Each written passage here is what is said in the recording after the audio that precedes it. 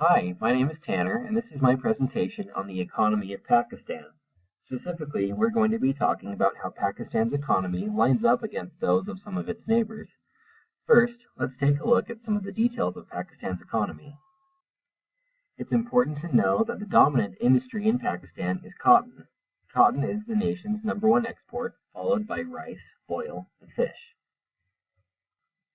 When we look at Pakistan's economy by the numbers, we can see that the country has experienced at least modest economic growth every year since 1951, as indicated by the graph here. Pakistan's gross domestic product, or GDP, stands at around $230 billion, which breaks down to about $1,275 per person per year. Also, Pakistan is facing a bit of a trade deficit, meaning that it imports more than it exports.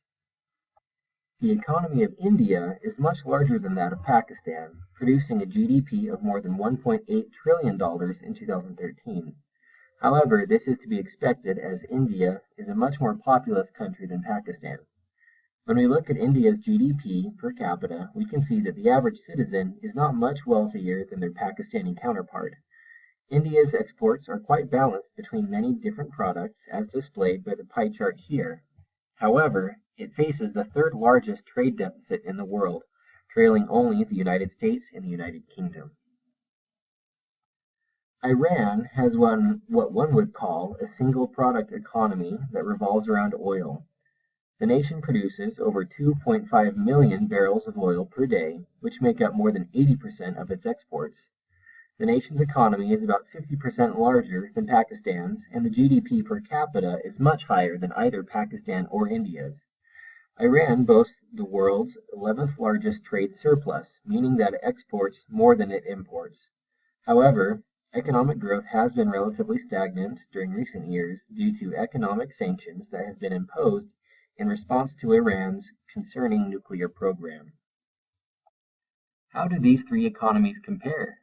We can see here that while Pakistan and Iran's economies have experienced some growth in recent years, they have recently been dwarfed in growth by India as India's population has exploded.